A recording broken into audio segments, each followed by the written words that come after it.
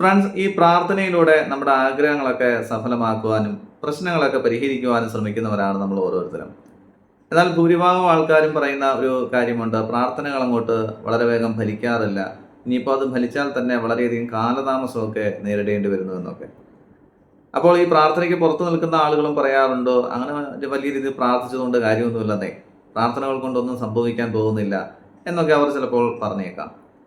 പ്രാർത്ഥിക്കുന്നവരെ സംബന്ധിച്ച് ഒന്ന് രണ്ട് കാര്യങ്ങൾ നമ്മൾ ശ്രദ്ധിക്കുകയാണെങ്കിൽ തീർച്ചയായിട്ടും നമ്മൾ ആഗ്രഹിക്കുന്ന കാര്യങ്ങളെ നമുക്ക് വളരെ വേഗം നമ്മുടെ ജീവിതത്തിലേക്ക് കൊണ്ടുവരുവാൻ കഴിയും.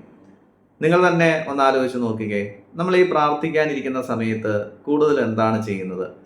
പരാതികളുടേതായിട്ടുള്ളൊരു പെട്ടി അങ്ങോട്ട് തുറക്കുകയാണ് ചെയ്യുന്നത്.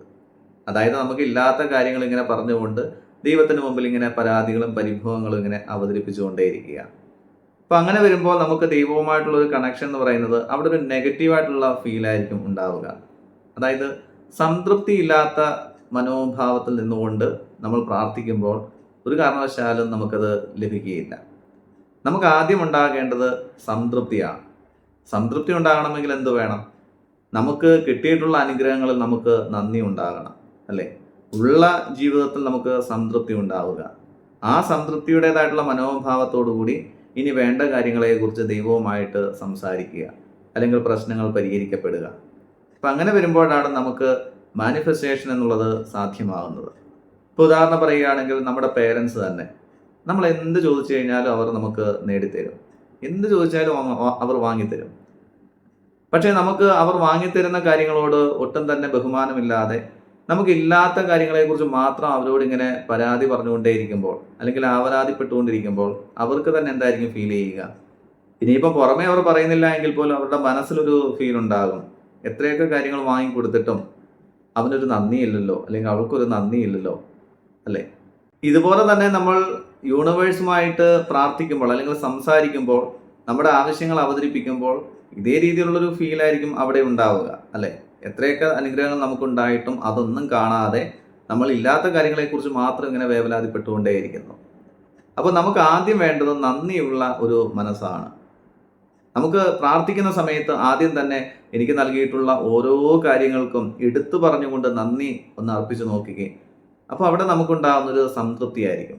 ആ ഒരു സംതൃപ്തിയിൽ നിന്നുകൊണ്ട് നമ്മുടെ ന്യായമായിട്ടുള്ള വിലയേറിയ പ്രിഷ്യസ് ആയിട്ടുള്ള ആഗ്രഹങ്ങൾ, അതുപോലെ തന്നെ വളരെ വേഗം പരിഹരിക്കേണ്ടതായിട്ടുള്ള പ്രശ്നങ്ങൾ, ഇതൊക്കെ നമ്മൾ അവിടെ അവതരിപ്പിക്കുമ്പോൾ സംതൃപ്തമായിട്ടുള്ളൊരു മനസ്സിൽ നിന്നുകൊണ്ടാണ്, അല്ലെങ്കിൽ ആ ഒരു മനോഭാവത്തിൽ നിന്നുകൊണ്ടാണ് നമ്മൾ പ്രാർത്ഥിക്കുന്നത്. അങ്ങനെ വരുമ്പോൾ നമ്മൾ നന്ദി നിരന്തരമായിട്ട് അർപ്പിച്ചുകൊണ്ടേയിരിക്കുമ്പോൾ നന്ദി അർപ്പിക്കേണ്ടതായിട്ടുള്ള അവസരങ്ങൾ ധാരാളമായിട്ട് നമ്മുടെ ജീവിതത്തിലേക്ക് കടന്നു വരുന്നു. അതുകൊണ്ടാണ് പറയുന്നത്, എവിടേക്കാണോ നമ്മൾ ഫോക്കസ് ചെയ്യുന്നത് അവിടം വികസിച്ചുകൊണ്ടേയിരിക്കുന്നു. നമ്മൾ നന്ദിയിൽ മാത്രം ഫോക്കസ് ചെയ്യുമ്പോൾ നന്ദി അർപ്പിക്കേണ്ടതായിട്ടുള്ള അവസരങ്ങൾ നമ്മുടെ ജീവിതത്തിൽ അനുദിനം വന്നുകൊണ്ടേയിരിക്കുന്നു. അപ്പോൾ നന്ദിയുടേതായിട്ടുള്ള ഒരു മനോഭാവത്തിൽ നമുക്ക് യൂണിവേഴ്സിനോട് പ്രാർത്ഥിക്കുവാൻ കഴിയണം. രണ്ടാമതായിട്ട് നമ്മൾ ശ്രദ്ധിക്കേണ്ട ഒരു കാര്യം, ഈ പ്രാർത്ഥിക്കുന്ന സമയത്ത് പലരും ഈ നെഗറ്റീവായിട്ടുള്ള വാക്കുകളാണ് ഉപയോഗിക്കാറുള്ളത്.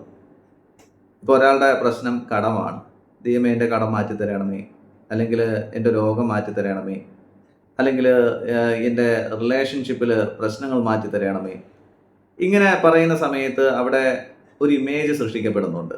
കടം മാറ്റി തരണമേ എന്ന് പറയുമ്പോൾ മനസ്സിൽ, നമ്മുടെ സബ് കോൺഷ്യസ് മൈൻഡിലേക്ക് പോകുന്നത് കടത്തിൻ്റെതായിട്ടുള്ളൊരു ഇമേജാണ്.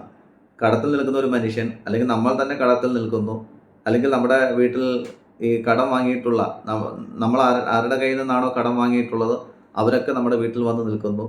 ഇനി രോഗം എന്നിൽ നിന്ന് മാറ്റണമേ എന്ന് പറയുമ്പോൾ ആ രോഗാവസ്ഥയിൽ നമ്മൾ കിടക്കുന്നതോ, അല്ലെങ്കിൽ രോഗാവസ്ഥയിലുള്ള മറ്റൊരാളെ നമ്മൾ കാണുന്നതോ ഒക്കെ ആയിരിക്കും നമ്മുടെ മനസ്സിലേക്ക് കടന്നു വരുന്നത്, അല്ലേ?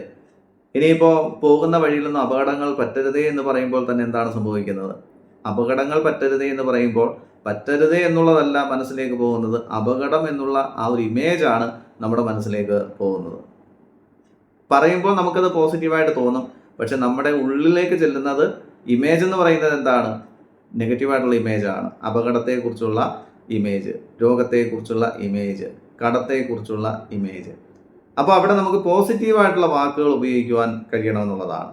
എനിക്ക് നല്ല ആരോഗ്യം നൽകണമേ, വേണമെങ്കിൽ അതിനോടൊപ്പം നന്ദി കൂടി ചേർക്കാം. എനിക്ക് നല്ല ആരോഗ്യം നൽകിക്കൊണ്ടിരിക്കുന്നതിന് അങ്ങേയറ്റം നന്ദി. ഞാൻ സമൃദ്ധിയിലേക്ക് പോയിക്കൊണ്ടിരിക്കുന്നതിന് അങ്ങേയറ്റം നന്ദി. എൻ്റെ യാത്രയിലുടനീളം ഞാൻ സുരക്ഷിതമായി യാത്ര ചെയ്യുന്നതിന് അങ്ങേയറ്റം നന്ദി. ഈ രീതിയിൽ പോസിറ്റീവായിട്ടുള്ള വാക്കുകളും ഒപ്പം തന്നെ നന്ദിയും കൂടി ചേർത്ത് പറയുമ്പോൾ വളരെ വേഗം തന്നെ നമ്മുടെ ആവശ്യങ്ങൾ അല്ലെങ്കിൽ ആഗ്രഹങ്ങൾ അത് പ്രപഞ്ച മനസ്സിലേക്ക് എത്തിച്ചേരുമെന്നുള്ളതാണ്. അപ്പോൾ ഇനി മുതൽ പ്രാർത്ഥിക്കുന്ന സമയത്ത് 2 കാര്യങ്ങൾ ശ്രദ്ധിക്കുക.